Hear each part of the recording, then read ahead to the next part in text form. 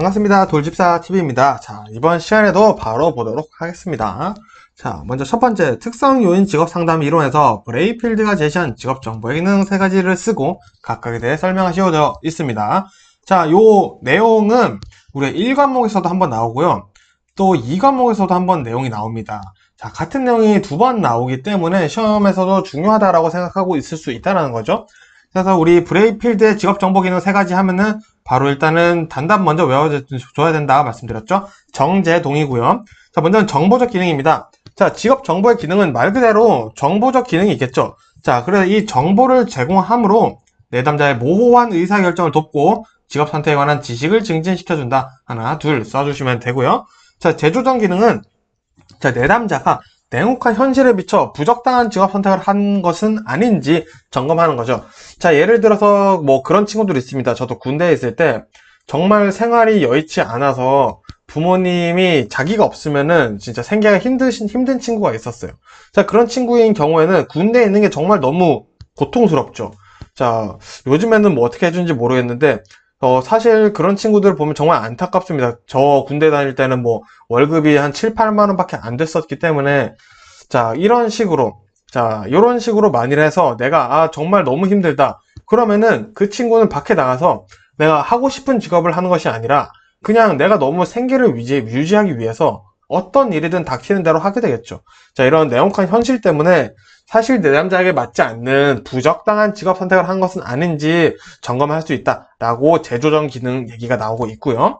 자, 동기화 기능은 뭐냐? 내담자가 직업 선택에 대한 의사 결정 과정에 적극적인 참여를 시키기 위해서 동기화하는 것이다 라고 보시면 되겠습니다. 그래서 브레이필드가 제시한 직업정보 기능 세 가지는 정제동이다 라고 외워주시고 써주시면 되겠죠.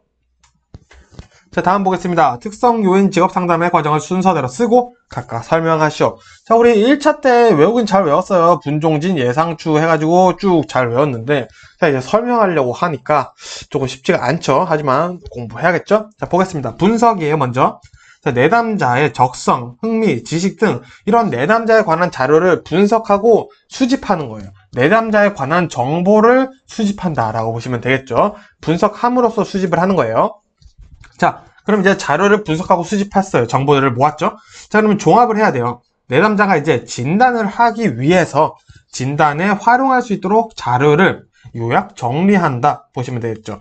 자, 그럼 종합이 진단에 활용할 수 있도록 자료를 요약 정리한다고 했으니까 진단 내용 나오겠죠. 자, 진단은 뭐냐? 내담자가 가진 문제를 찾고 해결을 위한 진단을 한다 라고 간단히 써주시면 되겠고요. 자, 예측 진단 결과를 통해 진단했으니까 진단 결과를 통해 진로 문제를 해결할 수 있는 대안, 예측에서 이제 대안을 찾는구나. 자, 그럼 대안을 찾았어요. 대안을 찾고 뭐 해야 된다? 성공 가능성을 한번 예측을 해봐야겠죠.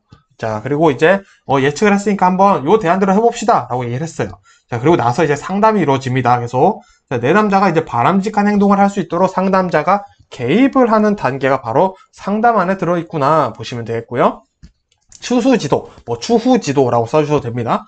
자, 직업 문제 해결과 목표 달성을 위해 지속적인 도움과 지도를 상담자가 해주는 것이다 라고 해서 추수지도 보시면 되겠습니다. 그래서 분종진 예상추 이거는 천천히 연결해서 읽어보시다 보면은 머릿속에 이해는 돼요. 자, 이해된 다음에는 뭐 해야 된다? 우리가 시험을 쓸 때 꼭 써줘야 되는 단어들을 써주셔야겠죠?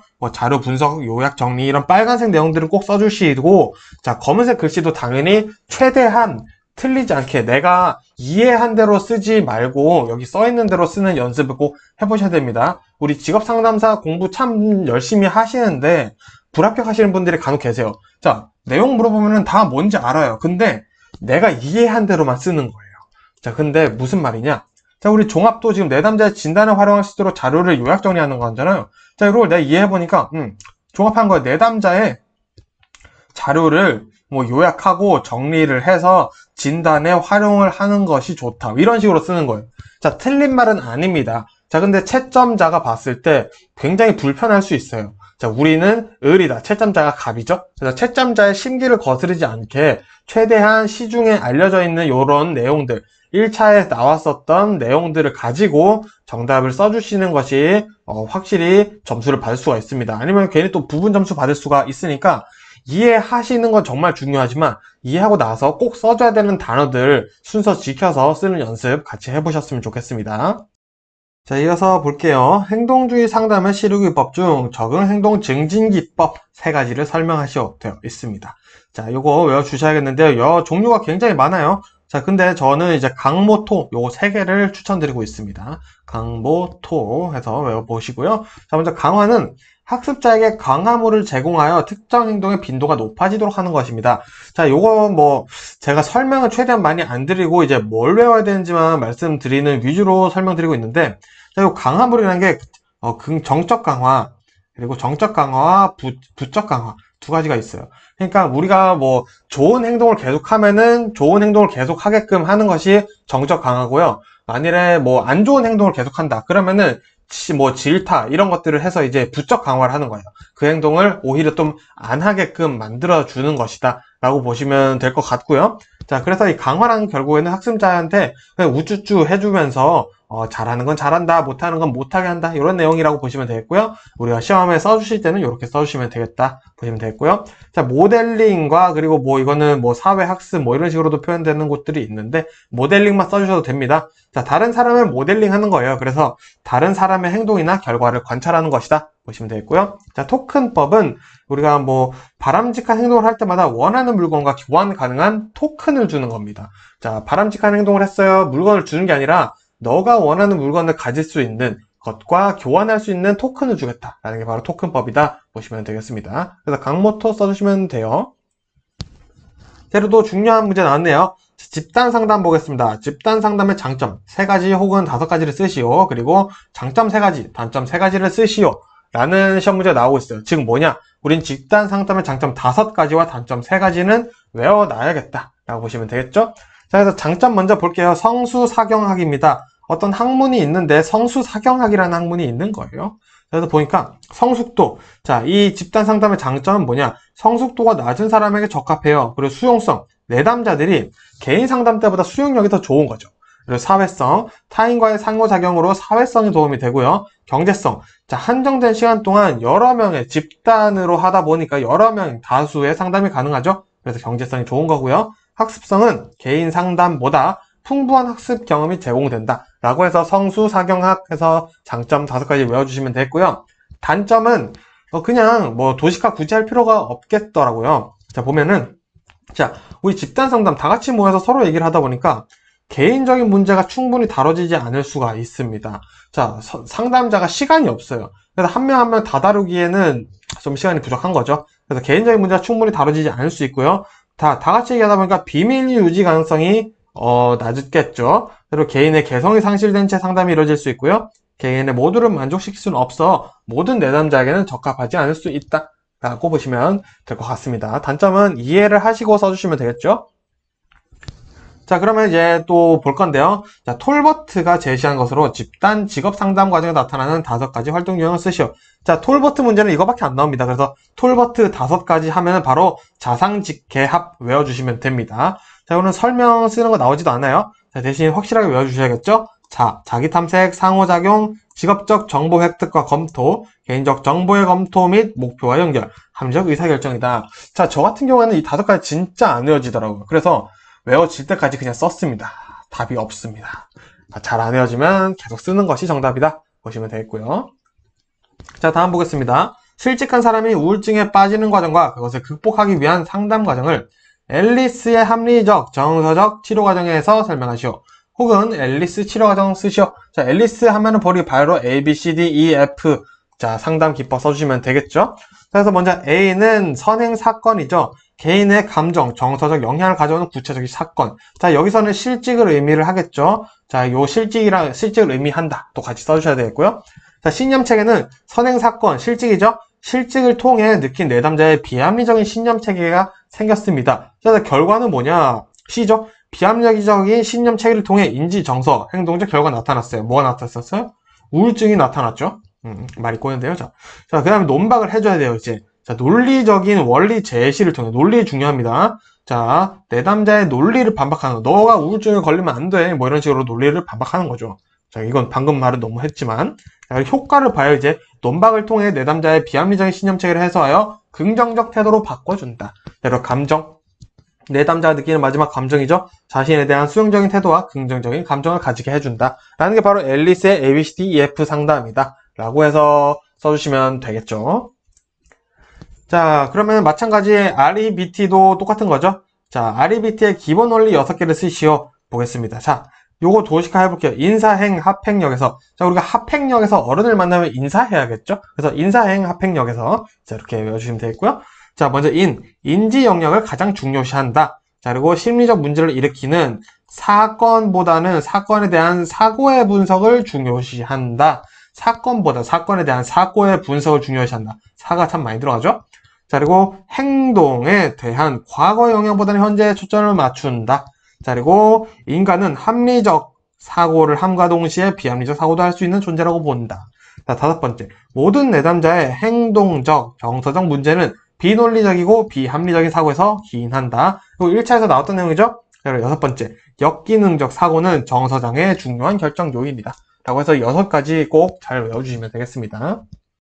이어서 볼게요. 인지정서적 상담이론. 자, REBT에서 비합리적 신념의 뿌리를 이루고 있는 것으로 가정한 3가지 당위성을 쓰고 예를 들어 설명하셔야 되어 있습니다. 자, 이거는 우리 자타세죠. 자타세. 자, 타세. 자, 이거 타고 가세. 자, 자신에 대한 당위성이에요. 자, 나는 어떤 사람이 되어야 한다는 당위적 신념이다. 자, 나는 반드시 성공해야 된다. 나는 정말 친절해야 되는 사람이다. 이런 것들이 파멸로 이끌고 있다는 겁니다. 우리 자신을. 그리고 타인에 대한 당위성, 타인에 대한 기대 등으로 나타나는 당위적 신념이다. 자, 동생은 나에게 친절해야 돼. 부모님으로서는 또 자식은 내 말을 잘 들어야 돼. 이런 타인에 대한 당위성 때문에 안 된다는 거죠. 자, 예를 들면 타인은 나를 합리적으로 대해야 된다. 이런 내용이고요. 자, 세상에 대한 당위성 혹은 조건에 대한 당위성이라고도 써도 됩니다. 자, 환경이나 상황이 내 위주로 돌아가야 한다는 당위적 신념이에요. 그래서 세상은 반드시 내 위주로 돌아가야 한다. 이런 환경에서는 이런 행동을 해야 한다. 이런 신념들도 포함되겠죠. 자, 그래서 조건에 대한 당위성은 직업상담사 1급에서 나오고 있습니다. 같이 알아두시면 될 것 같고요. 자, 다음 백의 인지적 상담에서 인지적 오류 3가지를 제시하고 간략히 설명하시오 되어 있네요. 자, 요거 흑일 개추론. 자, 3가지인데 5가지 외울게요. 요거는 언제든지 5개가 나와도 이상하지 않습니다.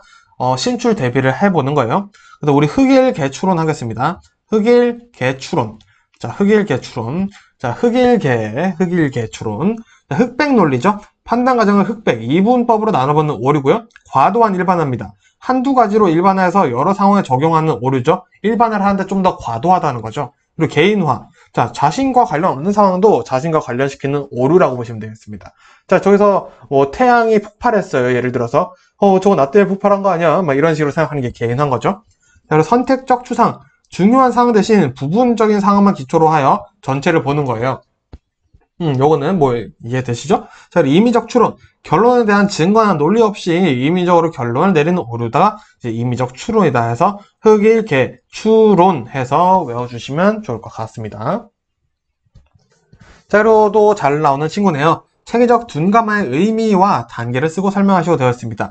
자, 제가 이거 고민을 많이 했는데요. 체계적 둔감화가 설명이 사실은 상당히 깁니다.